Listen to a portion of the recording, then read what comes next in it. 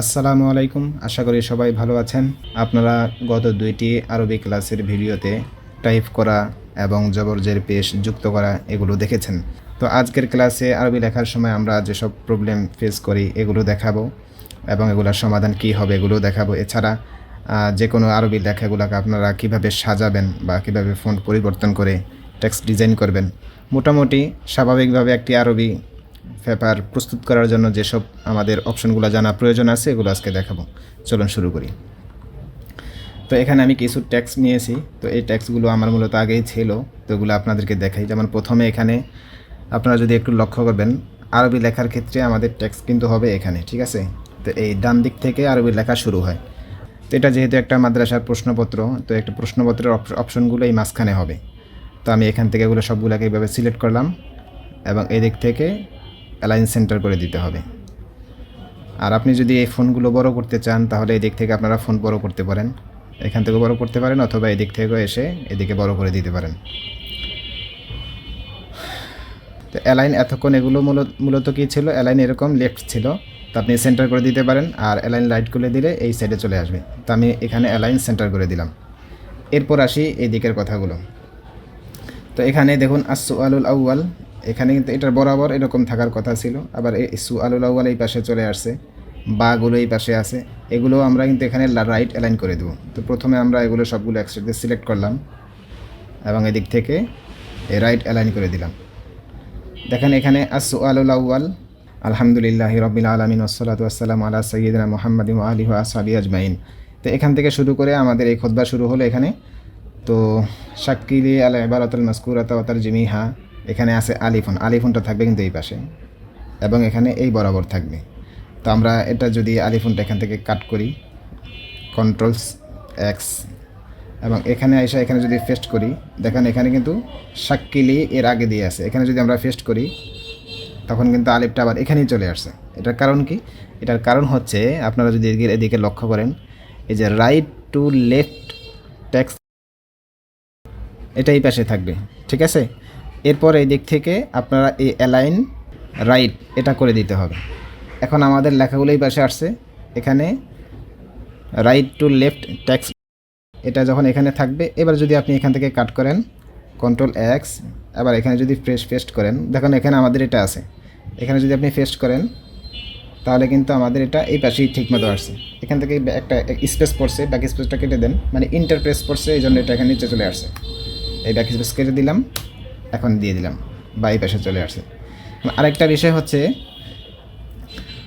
এখানে যদি আপনি স্পেস দিয়ে দিয়ে এই পাশে নিয়ে আসেন, এখন স্পেস দিলে এই পাশে আসবে, এই একটা শুরুতে আনতে পারেন, অথবা আরেকটা শুরুতে আমি দেখাই। এই যে এখানে দেখতে পাচ্ছেন এটা কি, এখানে আপনি এই ইনডেন্ট ধরবেন, রাইট ইনডেন্ট, এটাকে ধরে আপনি এদিকে নিয়ে আসবেন, তাহলে এখানে আলিফটা এই পাশে চলে আসছে।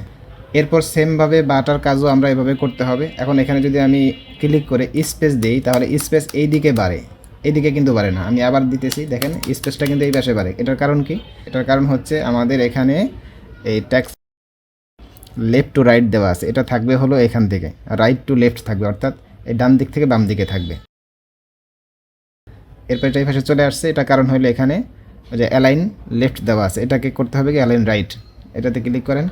এরপর এখান থেকে আপনি স্পেস দিয়ে এই পাশে আনতে পারেন, অথবা আপনি এটা ধরে আনতে পারেন।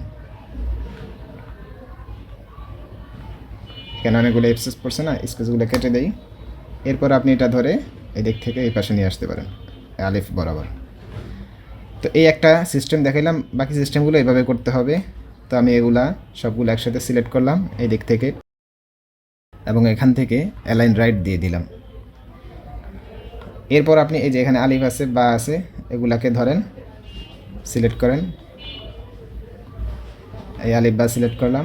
এরপর এই দিক থেকে এটা ধরে এই বরাবর, এই বার বরাবর দিয়ে দিলাম। এখন হবে কি, এই সুআল সানি এটা ঠিক আছে। আর এই যে লাইন, আর এই লাইনটাকে যদি আপনি এখানে আনতে চান তখন কী হবে দেখেন, আমার এই যে আল উমুরু যে লাইনটা আছে, এখানেও কিন্তু একটা লাইন আছে, এই লাইনটা এখানে আসা দরকার ছিল।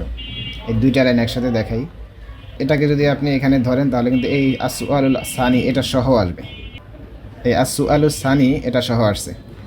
আমার কথা হলো আইয়াজ্জাক করো, এটা এখানে আসবে, এই এখানে যখন আমরা এখানে আনতে যাই তখন আসু আলু সানি দুইটা সহ একসাথে চলে আসে। তো আপনারা কী করবেন, এই মাঝখানের যেই এটা আছে যেমন হ্যান্ডিং ইনডেন্ট, এই মাঝখানেরটা ধরবেন। দেখেন এখানে নিচে আছে কি রাইট ইনডেন্ট, আর একেবারে উপরে আছে ফার্স্ট লাইন ইনডেন্ট।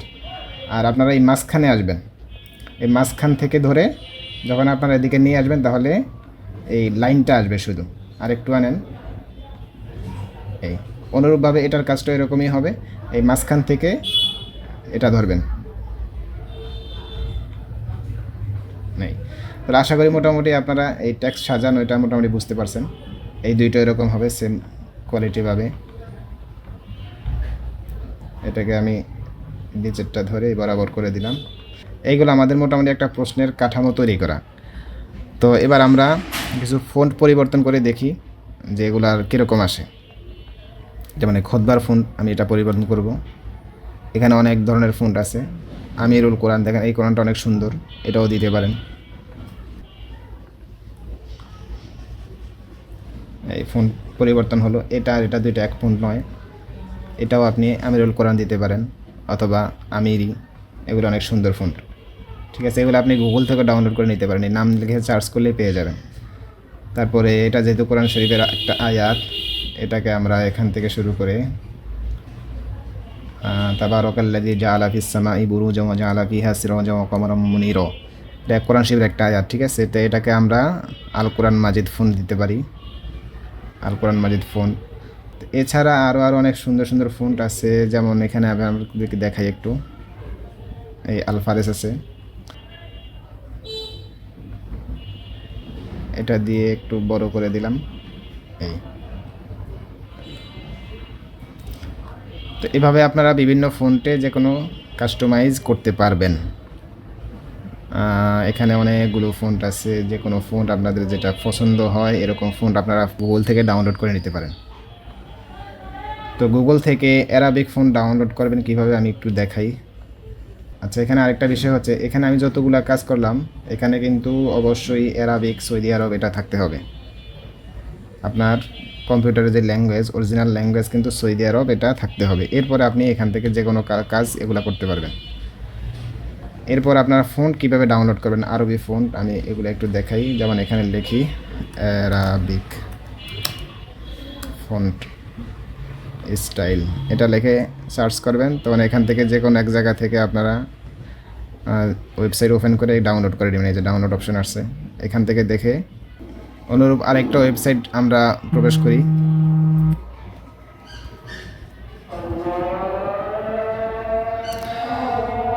তো এই যে দেখুন এই একটা ওয়েবসাইট আছে, এখানেও আপনারা অনেক সুন্দর সুন্দর ফন্ট পাবেন আপনাদের পছন্দ মতো। আপনারা এখান থেকে ডাউনলোড করে তারপরে এগুলা ফোনে ইনস্টল করে নেবেন। যেমন একটা ফন্ট আছে অনেক সুন্দর। এরপর আপনারা যদি প্রশ্নের চারপাশে বর্ডার দিতে চান তা সেটাও দিতে পারেন। তো এই জন্য আপনারা ডিজাইনে আসবেন এবং এদিক থেকে ফেস বর্ডার এখানে ক্লিক করবেন। এখানে ফেস বর্ডার অনেকগুলো অপশন আছে, তো এখান থেকে এগুলোও দিতে পারেন। আর নিচে যদি আপনাদের অন্যান্য বর্ডার পছন্দ হয়, যেমন আমি এটা দিই, এই চারপাশে থাকবে বক্স বর্ডার দিয়ে দেবেন এখানে। ঠিক আছে, এরপর এটা দিলাম, চারপাশে এখন বর্ডার চলে আসছে পুরো প্রশ্নে। এই বর্ডারগুলো আপনারা চাইলে চেঞ্জ করতে পারেন। অন্যান্য আরও ডিজাইনের বর্ডার আছে, যেমন এদিক থেকে এটা কালার বর্ডার। এই এখানে আসবেন এবং এই দিক থেকে এখানে অনেক সুন্দর সুন্দর বর্ডার দেওয়া আছে। যেমন একটা বর্ডার সিলেক্ট করি, যেমন এটা সিলেক্ট করলাম এবং এখানে দিলাম। বর্ডার অনেক মোটা হয়ে গেছে, তো এটাকে আপনারা চিকন করতে পারেন। এদিকে 31 ফিট দেওয়া আছে, এটাকে আপনারা 10 ফিট করে দেন। 10 ফিট।